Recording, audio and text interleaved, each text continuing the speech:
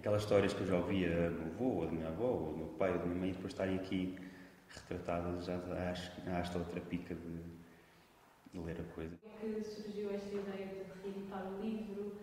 Como é que conseguiram aproximar-se até ao autor, propor este desafio? Tanto eu como o Jorge já conhecíamos o livro, por exemplo. Eu não tinha, acho que tu já tinhas, então eu tive semanas a ver se o encontrava e ia encontrar porque estava já esgotado. Até que o Manuel escreveu uma crónica no Jornal do Fundão sobre os 70 anos do café. Depois, às tantas, no fim da crónica, acaba dizendo que o livro está esgotado e que aguarda algum editor que pegue nele. Nisso aí eu falo ao Jorge, que é Jorge, vamos mandar mail ao homem, e foi assim. Só que o facto é que o livro esgotou, acabou por esgotar, teve 2 edições, acabou por esgotar, mas as edições também não são muito grandes, ou seja, era um livro que claramente tinha público. E nós achamos aqui que se juntaram várias coisas. Primeiro, trazer um livro que era de algum interesse regional, que também nos interessava isso, porque é uma associação aqui da Covilhã, mas acima de tudo trazer uma obra literária que também achamos boa. E que é talvez o principal destaque deste livro. Se o livro fosse apenas sobre o café Montal de um escritor da Covilhã e sobre a Covilhã, podia ser um livro péssimo, não é o caso. E o nosso interesse também foi esse. E o Manuel da Silva Ramos teve uma coisa absolutamente fantástica em relação a nós, que foi confiou em nós. Porque sim, nós, quando falámos com ele, só lhe dissemos que queríamos editar este livro, não fazíamos a mínima ideia de que condições teríamos ou não teríamos para editar o livro. E nunca o tínhamos feito. Nunca o tínhamos feito e ele também sabia disso. Depois ele achou imensa piada ser precisamente uma associação jovem da Covilhã a fazer isso, e aí depois aquele lado mais punk dele achou imensa piada a isso e disse, claro, vamos a isso. Um livro que pega numa época muito específica da Covilhã, mas dá só trabalho. Nós vemos aqui descrito o que era o trabalho na indústria dos lanifícios, com a descrição das máquinas, que já não existiam na altura que ele escreve, que já estava tudo e ele, portanto, ele foi encontrar pessoas, foi saber como é que as coisas funcionavam, foi saber o nome das funções. Pois é um livro também muito curioso e que é lido de maneira diferente por pessoas de gerações diferentes, porque ele chama os bois pelos nomes, quando se refere aqui aos grandes industriais, e os nomes que aqui estão são nomes reais, que para muitas pessoas de outra idade... Sim, há algum ou dois que são... Ainda há uma memória, assim, ele chama-lhe uma fatoficção, não é? Mas há aqui muitos nomes referidos, e é uma coisa muito engraçada quando nós vemos algumas pessoas de outra idade, que estes nomes ainda lhes soam, não são só uma referência.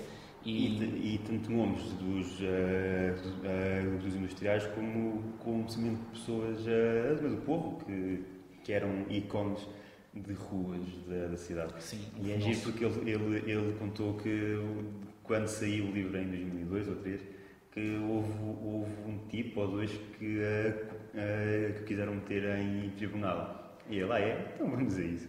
Mas não é depois obviamente a maneira como o equilíbrio social não é uma coisa simpática, ele não tem medo de o dizer. Então, dos cafés nas cidades eram verdadeiros pontos de encontro a todos os níveis, político, cultural, boêmio, e grande parte de nós não viveu isso assim. E o café Montal tinha mesmo essa importância, até porque era um café de classes altas. É um café de classes altas, e isso é uma coisa muito curiosa, que nós já não temos essa... aliás, haverá cafés que nós não entramos porque consideramos que não são o nosso, mas podemos entrar. Há momentos únicos da história da cidade e que fazem parte da memória da cidade e que nos ajudam a compreender o que é a cidade e o que são as mentalidades da cidade, e isso também é muito curioso, e nós também tínhamos essa curiosidade, porque há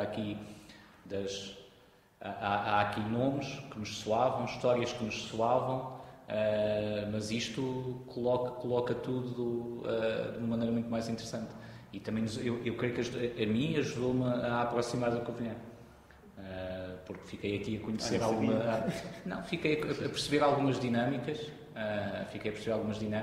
que se calhar não perceberia tão bem em relação a isto. O pessoal novo, que nem sabia, para muitos isto foi a primeira vez que viram o livro. E que souberam que aqui já tinha existido um café que era o Montalto, este livro tem várias personagens míticas, mas eu, por exemplo, já sabia histórias do Mestre Abílio, e aqui fiquei a saber que aqui diverti-me muito com o Mestre Abílio. A história das cidades faz-se disso, não é? Pessoas, locais, e quanto mais quanto mais a história for contada de uma maneira viva, mais nós temos um conhecimento das coisas. Não ficam só cristalizadas ou não ficam... Estes são os nossos heróis coletivos, não é? São heróis imperfeitos, felizmente, mas são um bocadinho os heróis coletivos da Covilhã. Em 2013 é que ele dizia: isto é uma história que há patrões maus, há uma classe operária boa. É obviamente uma história contada em que claramente quem a conta escolhe um lado, não é? Ainda bem, escolhe um lado, mas escolhe um lado sem grandes moralismos, fala de uma maneira muito, muito divertida. Por isso é que eu digo, o livro tem umas nuances quase de neorrealismo, na maneira como conta a coisa e se agarra muito à realidade, mas depois é um Manuel da Silva Ramos puro, com um grau também de loucura total. Mas é um bocadinho uma crítica forte, e nota-se nas vidas que viveram este tempo e que a família fez parte. Eu acredito que haja uma minoria de ofendidos, mas há assim uma grande maioria também aí de gerações e gerações que nos contam isso, não é? Da família toda em fábricas, em horários terríveis, em condições terríveis, e depois ver gente chegar da Vionete que ia comprar sardinha fresca à Figueira da Foz, que são muito olhados como os anos de ouro da Covilhã. São os anos de ouro que têm que ser vistos com a realidade que tiveram, e quer a Lenha Neve, quer o Café Montalvo, permitem-nos ver essa realidade pelos dois lados, não é?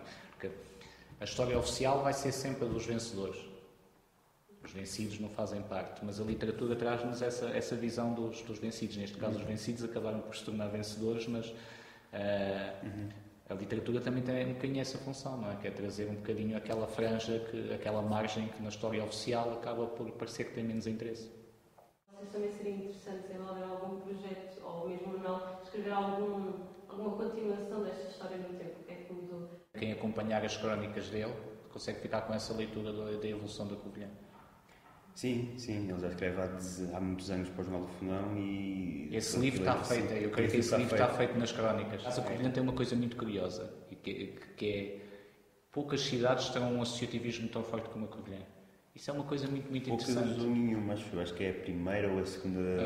A quantidade de pequenos grupos, associações que existem na Covilhã e que vão fazendo coisas ao longo de anos é uma coisa absolutamente incrível. Eles tiveram muito trabalho, mas o que eu quero dizer é a facilidade com que eles surgem e começam a fazer coisas também é possível porque esse mecanismo a cidade permite. É uma coisa muito engraçada. Se em algumas coisas será muito fechada, nesta não é.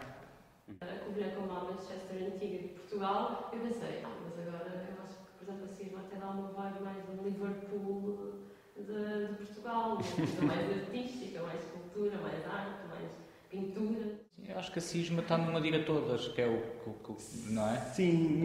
Não vai a tudo, mas vai a todas. Dizem que a Covilhã está com um movimento bom a nível de fluxos artísticos e culturais, de coisas que se passam a uma da rua, coisas que estão a acontecer. Sim, e é assim, é um trabalho feito, não é? Estavas a falar da arte urbana, quer dizer, isso é uma... Sim, o foi um acontecimento absolutamente incrível, e foi também a prova que se podem fazer coisas aqui. Existe pessoas dispostas a fazer trabalhos espetaculares que lhes for dado esse território, que se lhes for dado. Se a circunstância não os matar, porque pessoas fantásticas a fazer trabalhos fantásticos há. Público lá. Portanto, exato. agora é pôr a máquina a rolar. Há consumidores, há mediadores, há tudo.